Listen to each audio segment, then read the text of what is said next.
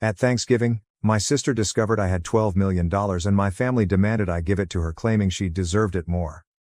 Hello everyone, before we begin today's video, I need your help. We've noticed that the channel is losing traction, and subscribing is one of the best ways you can help us. It's quick, free, and allows us to continue bringing you great content. Your support means everything. Let us keep this channel growing collectively. Thank you very much. Now, let's begin the video. Using a throwaway for obvious reasons, with certain specifics modified to preserve anonymity. So I'm Sarah, 38, female, and I need to get this off my chest. Do you know those family dynamics in which one child can do no wrong while the other appears to be invisible? Yes, welcome to my life. Everything was very typical until I was 8. I was an only kid, and while my parents were not particularly warm and fuzzy, they were present, I suppose. Mom would help me with my homework, and Dad would occasionally take me fishing on Lake St. Clair. We weren't the Brady Bunch, but we were fine. Then came the night that would change everything. I recall my Aunt Kelly showing up at 2 a.m. and telling me to pack a suitcase because Mom was in the hospital. My sister, Rachel, was on her way, but something was wrong. She wasn't meant to arrive for another 2 months. The following few weeks were a flurry of hospital visits and hush chats. Rachel was really little. She looked like one of my baby dolls, but with all these tubes and cables, I wasn't allowed to touch her or get too close. That was the first time I felt it, an invisible wall forming between me and the rest of my family. When they eventually brought Rachel home, our house turned into a sterilized bubble. Mom had an obsession with germs. I'm talking industrial strength disinfection throughout, hand sanitizer stations in each room, and constant cleaning. The harsh odor of bleach still causes me distress to this day. But here's the bit that really messed me up. Whenever I showed the slightest symptom of illness, I was whisked off to either Grandma Marie's or Aunt Kelly's house. I mean every time. Sneeze once, pack your bags. A mild cough, you're off to see Grandma. At first, I thought it was enjoyable. Grandma Marie would make cookies, and Aunt Kelly had a fantastic collection of Nancy Drew books that I was working my way through. But children are not stupid. After a while, you begin to understand what is actually going on. You are not being sent away on adventures, you are being handled as a threat. As if your entire existence could damage your beloved sister. I tried everything to gain their attention in a healthier manner. Honestly, everything? Got all A's? Mom would scarcely look up from Rachel's most recent doctor's appointment calendar. Won first prize in the scientific fair with a project about renewable energy. Dad just asked if I could store the display board in the garage since Rachel is allergic to cardboard dust. Is this even a thing? The real kicker came when I was 12. For months, I'd been practicing for the school talent show, teaching myself to perform Bridge Over Troubled Water on the piano. I know it's a little too obvious. Rachel had a 99.1 degree Fahrenheit fever on the night of the show. Guess who did not have anyone in the audience? Meanwhile, 2 weeks later, the entire family, including both sets of grandparents, attended Rachel's 15-minute flute recital, during which she essentially killed hot cross buns. Rachel immediately learned how to use the system. By the age of 7, she had outgrown any real health difficulties, but that didn't stop her from performing. Headache? Must remain home from school. Feeling tired? Someone else, guess who, should perform her tasks. Worried about a test? Mom would literally call the school to have the deadline extended. I began spending more and more time in my room, immersed in books about art history and antiques. It's funny how life works out sometimes. My room became my sanctuary, mostly because Rachel claimed she was allergic to my lavender air freshener, so it was the only place she wouldn't go. Do you know what is actually wrong? When she pretended to be sick, a part of me felt grateful. At the very least, I'd be taken to Grandma Marie's, where someone would ask about my day or be interested in what I was about. Grandma was the one who sparked my interest in vintage jewelry. She had an incredible collection of costume pieces that she let me organize and catalog. I suppose I should have regarded it as prophetic. The worst thing wasn't even the clear favoritism. It was how they rewrote history to excuse their actions. Rachel just needs more attention because she had such a rough start. Sarah's always been so independent. Sarah understands that her sister has special needs. Number I did not comprehend. I was a child who didn't understand why having a good immune system made me less deserving of love. Looking back, I can see how these years shaped me. The persistent message that I was somehow unsafe or inconvenient to be around doesn't just go away.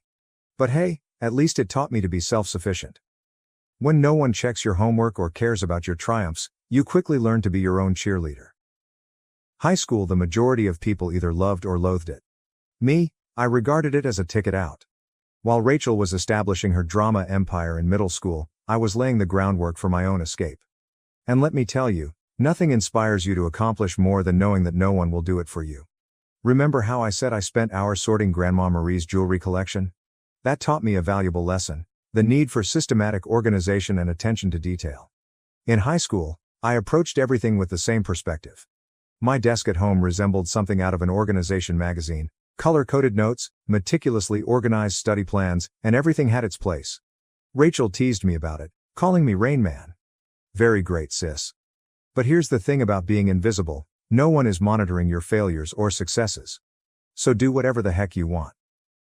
I joined every club that would not interfere with my part-time employment at Carson's Diner.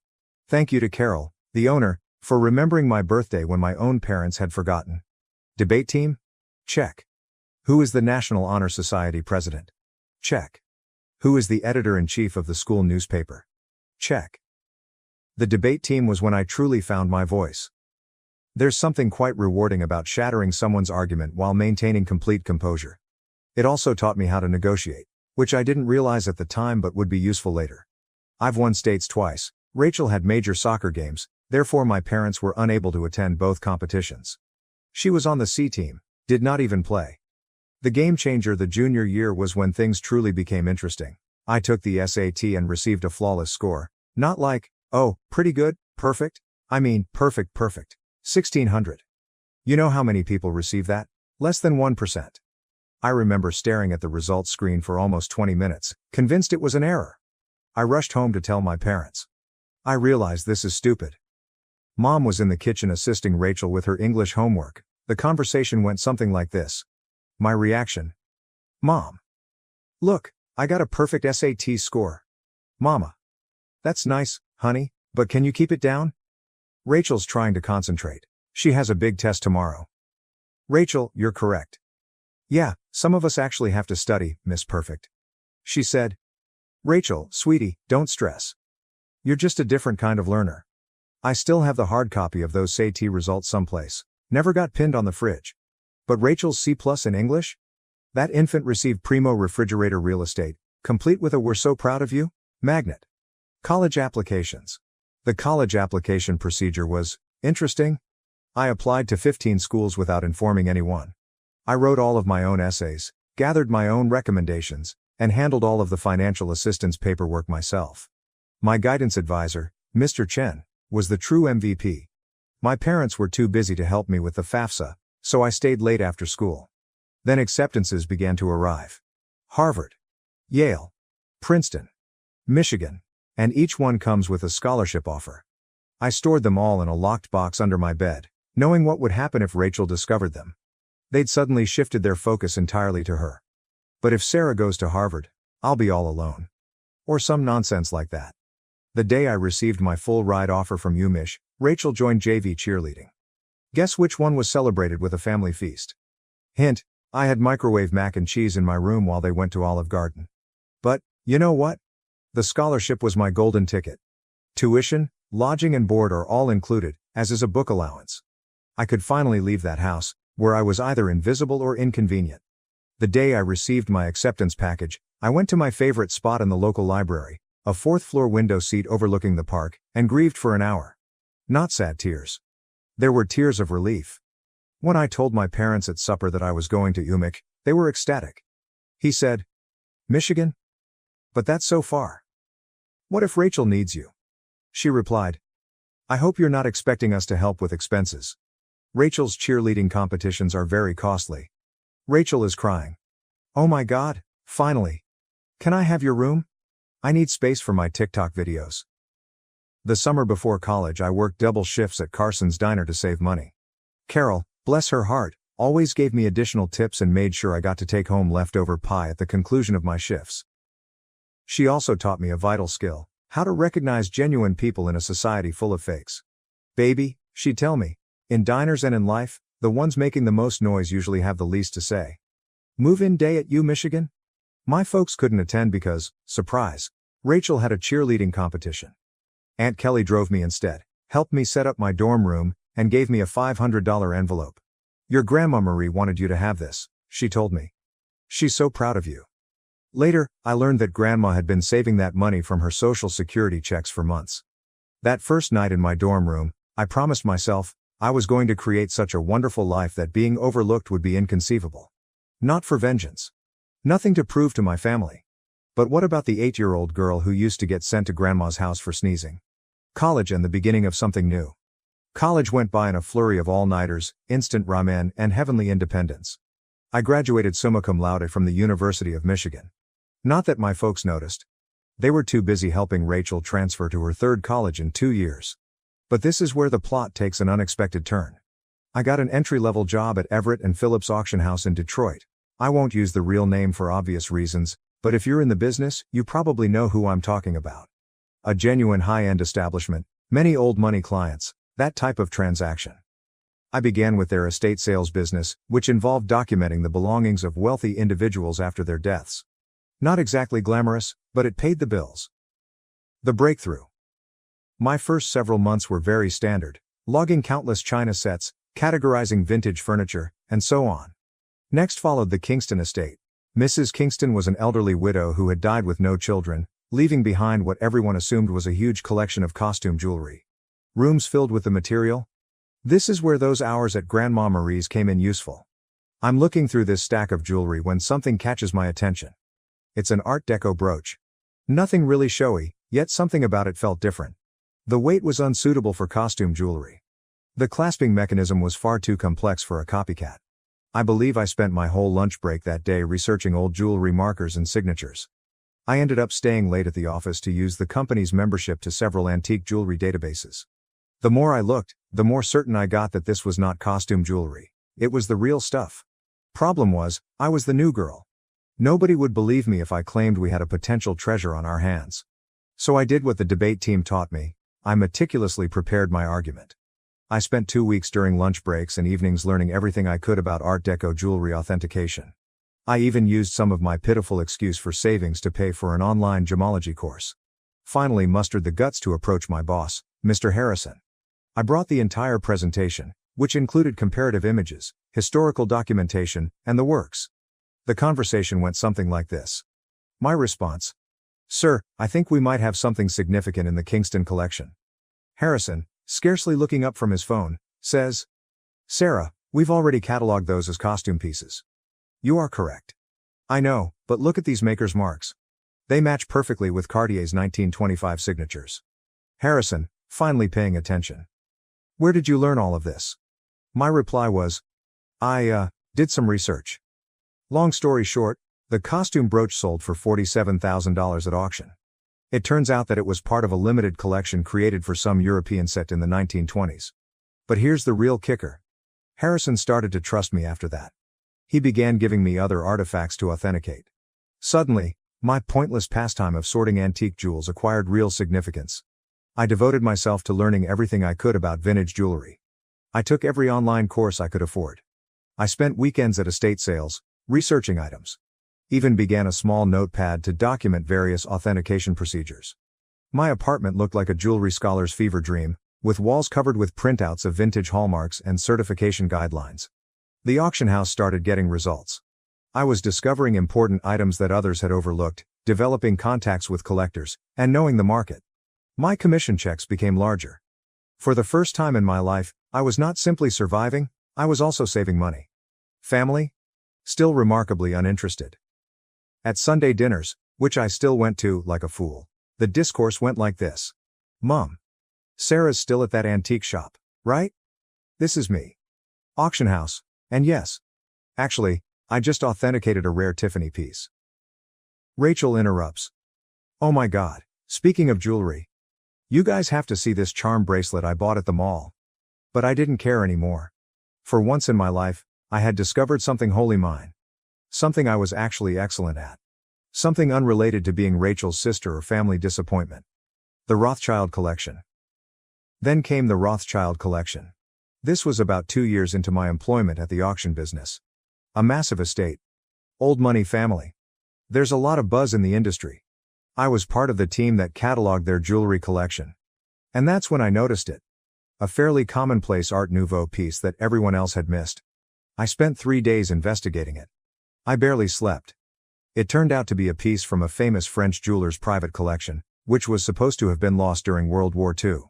When it sold at auction for $238,000, Harrison summoned me to his office. I believed I was being promoted. Instead, he said something that completely changed the situation. "Sarah, you're wasting your talent here. You should be running your own authentication business." Initially, I shrugged it off. Me? Start a business? With what money? However, the notion took root. I began doing modest freelance authentication projects on the side. Word spread that I had a terrific site. Private collectors began contacting us directly. One night, I was sitting in my modest apartment, surrounded by jewelry manuals and authentication tools that I had gradually accumulated, when I had an epiphany. This is something I could actually do. I could create anything on my own. So I did what any reasonable person would do. I took out a large debt against my car. I emptied my savings account. I rented a small office space in a less desirable area of town. People believed I was insane. Perhaps I was. I transformed a storage room above a Chinese restaurant that was about the size of a college dorm room. The rent was low because it always smelled like Kung Pao chicken, and the Wi-Fi only functioned if you sat in the corner by the window. But it was mine. The struggle. The first few months were interesting, and by interesting, I mean scary. I'd awaken at 4 a.m. with cold sweats, calculating how many months till my savings ran out. Loan payments felt like a rope around my neck. My office furnishings comprised of, I purchased a card table from Goodwill. A chair I literally found on the curb. Don't worry, it was thoroughly cleaned. However, in the world of high-end jewelry, reputation and contacts are everything. And my experience at the auction house provided me with both. I started small by doing authentication work for local antique dealers. My fees were lower than the larger organizations, but my attention to detail was becoming known. Word spread. 6 months later, a watershed moment occurred. A dealer I had dealt with at the auction house inquired about a collection of Victorian-era brooches. The owner requested confirmation before selling. It turned out to be a massive collection, with pieces from 3 generations of families. I worked on it for 2 weeks straight, rarely sleeping and documenting everything. I discovered 2 extremely rare pieces that had been misinterpreted as later replicas. The owner was so delighted with my detailed analysis that she not only paid my fee, but also offered me a 10% commission when the piece sold. Was that a commission? $86,000. More money than I had earned in the preceding 2 years combined. Suddenly, my phone rang. A lot. Private collectors have heard about my knack for finding missed pieces. Estate lawyers seeking advice on inherited jewelry. Even my previous auction house began sending me authentication work. I'm quite sure Harrison was secretly helping spread the news. Thanks, boss. Scaling up. By year 2, I'd hired my first employee, Jenny, a fresh gemology graduate who reminded me much too much of myself at that age. She was extremely intelligent, yet she was neglected since she was quiet. She is now my head of authentication and is well worth her weight in gold. The firm expanded quicker than I could have predicted. Moved to a proper office downtown, goodbye, Kung Pao chicken odor. Created a team of specialists. I've earned a reputation for finding misplaced items. You wouldn't believe how many important historical jewelry items get misinterpreted as costume jewelry in people's attics. Keeping it secret from my family. However, success came with its own set of obstacles. The bigger we became, the harder it became to keep it a secret from my family. They still thought I worked in an antique shop. Rachel would make these sarcastic remarks during family dinners. Rachel asks, "Sarah, I have some old jewelry I was going to donate to Goodwill. Maybe your little shop would want it?" Me, having just authenticated a $1.2 million Fabergé item that morning. "Sure, I'll look into it." Mom continues to introduce me to everyone as my other daughter. She works with old jewelry or something. Meanwhile, I was quoted in Forbes, luckily under my company name, and we had recently built our 3rd office. What's strange about it? Keeping the secret became almost enjoyable, like this private joke with myself. I'd sit at Sunday dinner in my Target discount outfit, really Chanel, listening to Rachel speak about her entry-level marketing job, knowing I'd just closed a deal for more than her annual income. I even started playing tiny games with myself, such as wearing authentic Harry Winston pieces to family gatherings and seeing whether anyone noticed. They never did. Rachel once spent 20 minutes showing off her expensive $200 Michael Kors watch. I was wearing a vintage Patek Philippe that cost more than her automobile. Managing growth. However, the real challenge was managing growth. By year 5, we'd established offices in Detroit, Chicago, and New York. I spent more time on airplanes than in my own bed. We built a reputation for discretion. It turns out that many wealthy people want their jewels verified without the rest of the world knowing. The money was enormous. For example, we needed to hire a large team of financial advisors. Nonetheless, I maintained a relatively modest lifestyle. I purchased a nice, but not flashy house in a desirable neighborhood. I drove a high-end, but not obvious car. The only place I truly splurged? My home office. Advanced authentication equipment. The most effective security system money can buy. A custom-built vault to make Fort Knox envy. What's with the irony? They believed I was being frugal by aiding them. Mom would remark things like, "It's so sweet of Sarah to help out, she must be eating nothing but ramen to manage it." Meanwhile, I had just validated a collection, which earned me a commission greater than their mortgage. You know what's strange about success? The more you have, the more difficult it is to explain to others who have always perceived you as inferior. It's like explaining color to someone who has only seen black and white. They lack the necessary context. By this stage, my company was doing really well. We had the Midwest's high-end jewelry authentication industry cornered, and our reputation was solid gold, pun intended.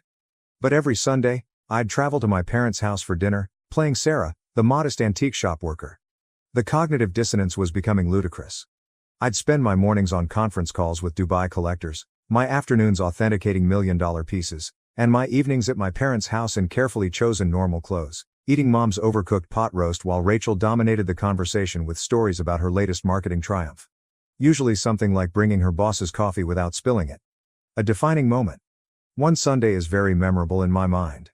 I had just completed a huge transaction, authenticating a missing Cartier piece that had been resting in someone's safe deposit box for 40 years. Was it just the commission? 7 figures. I drove directly from the meeting to my parents' place, still euphoric from the successful authentication. She said, "Sarah, honey, is everything okay? Your clothes are looking a bit worn." "Oh, trying to save money," I said, wearing a $3,000 cashmere sweater that I had purposefully chosen for its subtle appearance. Rachel responded, "Well, if you'd gotten a real job instead of playing with old jewelry." Your dad. Rachel, be nice, not everyone can be as successful as you. I almost choked on my pot roast, trying not to laugh. The anonymous transfers monthly payments to my parents began about this time. Aunt Kelly informed me that they were struggling to pay Rachel's educational loans and medical bills. Mom casually stated that they might have to sell the house. I couldn't let that happen. Despite everything, it was still the home I grew up in. So I initiated an anonymous monthly transfer of $5,000 to their account. When asked, I said I was giving $1,000 by living on rice and beans. They imagined the rest came from Aunt Kelly or another family. Rachel, of course, claimed responsibility for inspiring family members to help. Watching Rachel spend my money. The money was helpful, but it also had unexpected consequences. My parents began treating me with a strange combination of sorrow and patronizing pride. As if I were some kind of noble poverty case, sacrificing everything to support the family. Meanwhile, Rachel's spending became more extravagant. She'd arrive for dinner with new expensive bags, claiming they were outlet finds. They weren't. I can recognize a genuine Gucci at 20 paces. She began taking extravagant vacations and bragging on Instagram about her fortunate life. I'm very convinced she used my support money for shopping sprees. However, I remained silent. The irony was simply wonderful. The MBA drama. Then came the college fund drama. Rachel revealed that she wants to return to school for her MBA. Another private university, of course. Only the best for the golden child. Mom contacted me in tears, explaining how they couldn't afford it. I say, maybe Rachel could look at state schools? They have good programs too. My mother. Oh honey, you don't understand? Your sister needs to maintain certain standards. But, speaking of assisting, may I increase my monthly contribution for a few years? I increased it to $7,000 per month. My accounts were unaffected. But witnessing them compliment Rachel for taking initiative with her education, while presuming I was living on ramen to help out, that stung a little. The actual kicker? I was giving a guest seminar at the same business school Rachel wanted to attend. My family didn't know that. The dean personally invited me to give a lecture on luxury goods authenticity and business growth. I had to come up with an excuse as to why I couldn't attend Sunday dinner that week. My own achievement started to feel like a distinct life. As if I were some kind of corporate superhero with a hidden identity. By day, I was running a multi-million-dollar authentication business. By night, well, on Sunday evenings, I was just Sarah, The disappointed daughter who worked at an antique shop. The breaking point, Thanksgiving. The weight of the untruth was becoming heavier. Rachel made rude remarks about my career on multiple occasions. Each time Mom apologized to her friends for my modest lifestyle.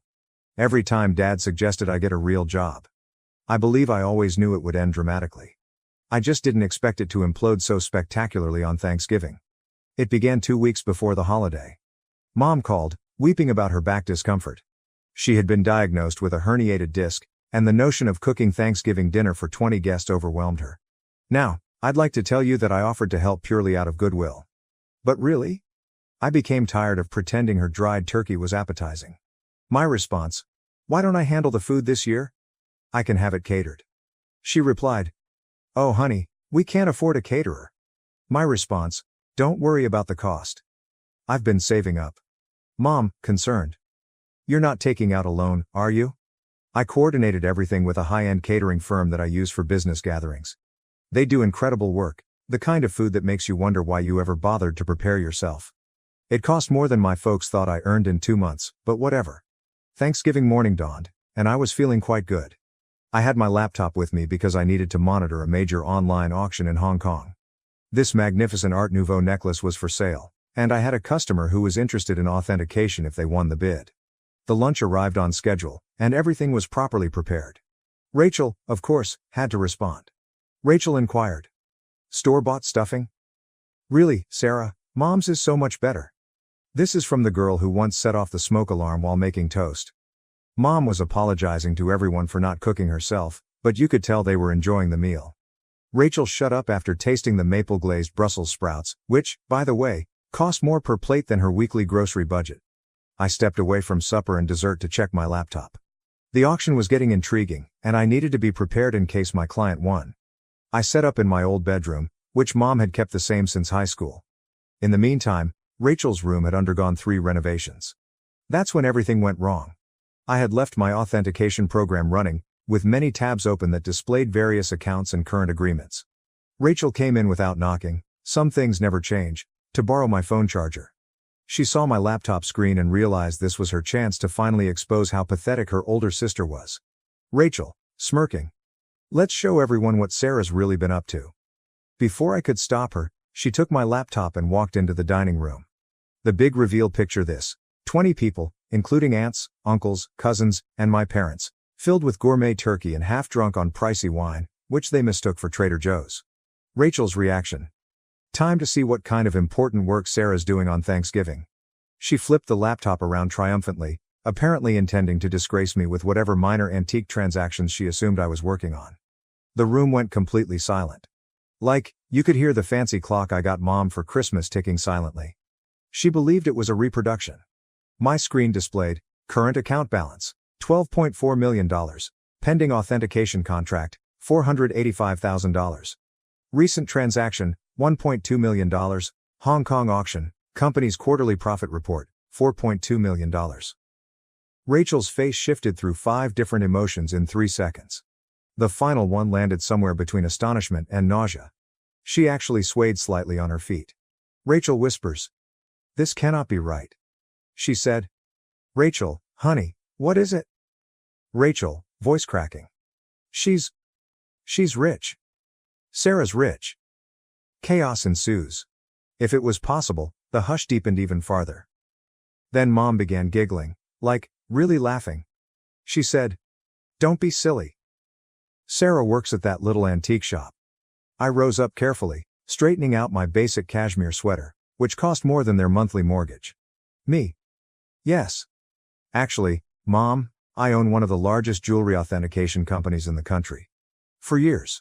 Those antique shop comments? I authenticate pieces worth millions. That little business you never asked about? It has offices in 3 cities. Dad choked on the liquor. Aunt Kelly dropped her fork. Uncle Mike began coughing terribly. Then Mom's laughing transformed into something else. Her face turned red, then purple.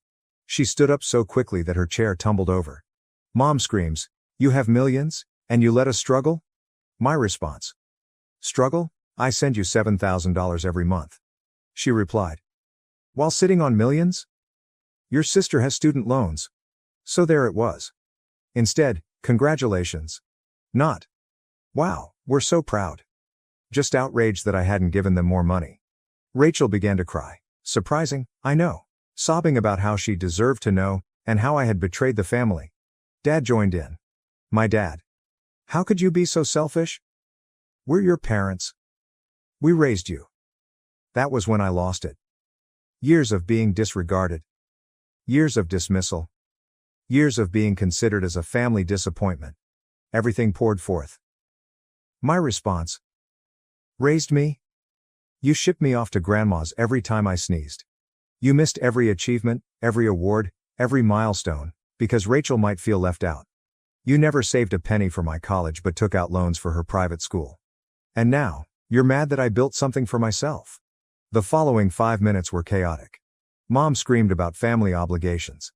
Dad is yelling about ungrateful children. Rachel alternated between sobbing and demanding to know just how much money I had. Meanwhile, the fancy catering team attempted to serve dessert while seeming exceedingly uncomfortable. I grabbed my laptop, took my Hermes bag, which Mom had previously commended as a nice replica, and walked out. Behind me, I could hear Mom discussing how to spend my money, something about Rachel's MBA and a new car. As I went home in my sensible automobile, a limited edition BMW, my phone started filling up with texts. The family group chat burst. Rachel began posting on Facebook about hidden family wealth and selfish siblings. The aftermath. The days after Thanksgiving were like watching a cyclone hit in slow motion. Except that the hurricane represented my family and the debris symbolized my sanity. Let's start with SMS messaging. Within 1 hour of leaving supper, my phone had 47 missed calls. More than 200 messages. Mom followed this intriguing progression. 7:42 p.m. How dare you walk out on family? 8:15 p.m. We need to talk about this like adults. 9:03 p.m. Your sister deserves a share of your success. 10:30 p.m. I've already called a realtor about houses in better neighborhoods. 11:45 p.m. Why aren't you answering? This is your mother. Meanwhile, Rachel had become a full-fledged social media fighter. Rachel, on the other hand, had fully embraced social networking. She wrote an enormous rant on Facebook about how her millionaire sister had been hoarding wealth while watching her beloved family struggle. The comments section was insane. Distant cousins and former high school classmates, whom I hadn't spoken to in years, suddenly formed strong ideas about my moral character. But this is the bit that really grabbed me. Rachel actually posted, all those years of me trying to help Sarah's career, giving her advice about moving up from that little antique shop, and she was secretly wealthy. The betrayal hurt so much I nearly threw my phone across the room. What was the only career advice she ever gave me? I suggest I try selling jewelry on Etsy. If you're unfamiliar with the term, flying monkeys occur when toxic family members send others to guilt trip you. Aunt Susan, whom I saw maybe once every 3 years, called to inform me that family is everything. Uncle Bob, who I'm pretty sure still believes I'm 12, emailed me a lengthy lecture on the importance of sharing wealth. Even my third cousin's wife's sister, how did she acquire my number, felt compelled to express her thoughts on family obligation. But the real fun began when they arrived at my workplace. I arrived in on Monday morning to find Mom, Dad, and Rachel sitting in our reception area. They informed Jenny, my receptionist, that they had an appointment for authenticating services. Rachel clutched her Michael Kors bag as if it was genuinely worth something. The conversation went about as well as one would expect. Your mother. We've discussed it as a family. I said. A family discussion, without the family member you're discussing. Mom, ignoring me. And we think it's only fair that you set up trust funds for everyone. Rachel responds. I need at least $2 million to start my new life properly. Dad said. And your mother and I would like to retire. We're thinking a beach house in Florida. This is me. Did you miss the part where I've been sending you $7,000 monthly? Rachel responds. That's nothing compared to what you have. You owe us. You're thinking, I owe you? For what, exactly? The years of being ignored? The missed graduations? The constant comparisons? Mama. Don't be dramatic, Sarah. We gave you everything. My response. No. I gave myself everything, and you know what? I'm done. Right there in my own office lobby, I took out my phone and canceled the monthly transfers to their account. Mom gasped as if I'd slapped her. Rachel began her phony crying performance, but quickly stopped when she saw it wasn't working. Then things became ugly. They refused to leave. I had to contact security. Seeing my 60-year-old mother being dragged out while yelling about ungrateful children was bizarre. Jenny asked whether I wanted to press charges. I said no. However, I did have their names placed on the building's do not admit list. The harassment lasted for weeks. New telephone numbers. Fake email addresses. Even tried to contact me through my company's customer service. I finally had to issue a formal legal notice, threatening harassment charges. Mom then played her final card. She called Grandma Marie. But here's the thing about Grandma Marie, she is wiser than all of them together. How did she respond? Good for Sarah. About time someone in this family succeeded on their own terms. Mom did not speak with her for 2 months after that. It has been 6 months since Thanksgiving. I relocated to a new home, with better security. I changed all of my numbers. What about the company? We are doing better than ever. It turns out that my family problems attracted several high-profile clients who respected my caution in the circumstance. Rachel continues to write passive-aggressive updates about toxic wealth and family betrayal. According to what I've heard, she is beginning her own jewelry authentication firm. Good luck on that. Mom and Dad finally stopped trying to contact me when my lawyer wrote them an official letter outlining how the harassment charges would affect their lives. They're now informing everyone that they never wanted my money anyway, and that they're praying for my salvation. What's the best part? For the first time in my life, I feel liberated. No more Sunday dinners full of sly insults. No more downplaying my accomplishments to spare their feelings. No longer financing for the Rachel show. My therapist believes I am finally establishing healthy limits. I say, I am finally living authentically. So, that is my story. Reddit? Thanks for allowing me to share it. Special thanks to the catering firm, who sent me a Christmas letter stating that the Thanksgiving meal was the highlight of their year. Edit, responses to common questions. Yes, I am still in treatment. No, I do not regret cutting them off. Yes, Grandma Marie is doing well. She's coming to visit next month to help me catalog a new collection. One last thing. To Rachel. I know you're probably reading this. What about the Cartier bracelet you're wearing in your most recent Instagram post? Definitely a fake. Just saying. Thank you for watching. If you haven't subscribed yet, please do so and hit the notification bell to stay updated with more shocking real-life stories happening around you.